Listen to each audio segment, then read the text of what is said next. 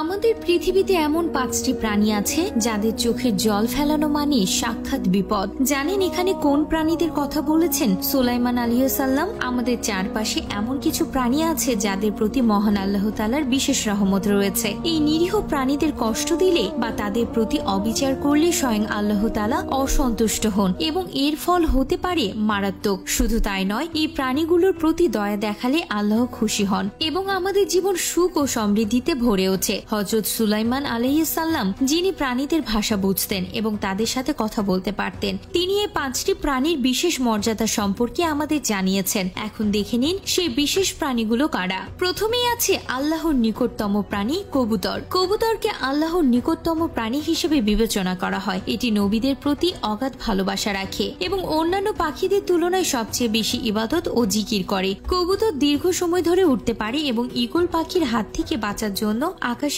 সর্বোচ্চ উচ্চতায় পৌঁছে যায়। এটি বিশ্বাস করে যে যত উচ্চতায় উঠবে ততই আল্লাহর নিকটবর্তী হবে। কবুতরের দোয়া আল্লাহ খুব দ্রুত কবুল করেন, তাই কবুতরকে কষ্ট দেয়া বা হত্যা করা থেকে বিরত থাকা উচিত। দ্বিতীয়ত রয়েছে দোয়ার শক্তিধর প্রাণী বিড়াল। বিড়ালের দোয়া এবং বদদোয়া উভয় আল্লাহ খুব দ্রুত কবুল করেন। হযরত সুলাইমান আলাইহিস সালাম বলেছেন, অনেক আল্লাহ ভীরু মানুষের দোয়া যত দ্রুত কবুল হয় না, বিড়ালের দোয়া তত দ্রুত কবুল হয়। বিড়ালের বদদোয়া অত্যন্ত ভয়ানক হতে পারে এবং এটি কারো জীবন ধ্বংস করে দিতে পারে। একটি হাদিসে উল্লেখ আছে, এক মহিলা একটি বিড়ালকে বেঁধে রেখে খাবার ও পানি দেয়নি, ফলে বিড়ালটি মারা যায়। এই মহিলাকে জাহান্নামের আগুনে শাস্তি দেয়া হয়। তাই বিড়ালের প্রতি সদয় আচরণ করা অত্যন্ত গুরুত্বপূর্ণ।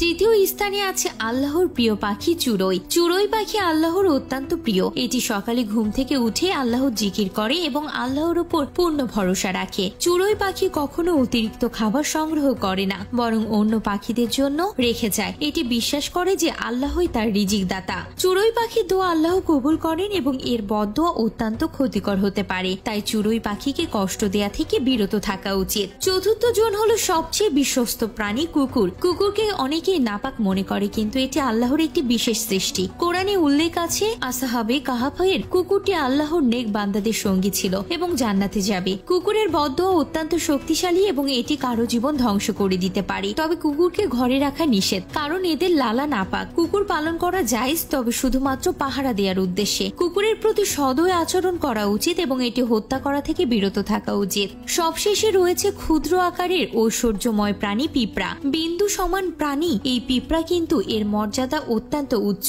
পবিত্র কোরআনে পিঁপড়ার আলোচনা রয়েছে সূরা আন-নামলে। পিঁপড়ারা মানুষের মতো সংগঠিত জীবনযাপন করে এবং তাদের বসতি স্থাপন করে। হযরত সুলাইমান আলাইহিস সালাম বলেছেন, পিঁপড়াকে হত্যা করলে আল্লাহ রিজিকের বরকত কেড়ে নেন। পিঁপড়াদেরকে খাবার দিলে তারা আপনার জন্য দোয়া করে এবং আল্লাহ আপনার রিজিক বৃদ্ধি করেন। তাই পিঁপড়াদের প্রতি সদয় আচরণ করা উচিত। তো ভিউয়ার্স, এই 5টি প্রাণীর দোয়া ও বদদোয়া আল্লাহ খুব দ্রুত কবুল করেন। তাই আমাদের উচিত তাদের প্রতি সদয় আচরণ করা এবং তাদের কষ্ট না দেয়া।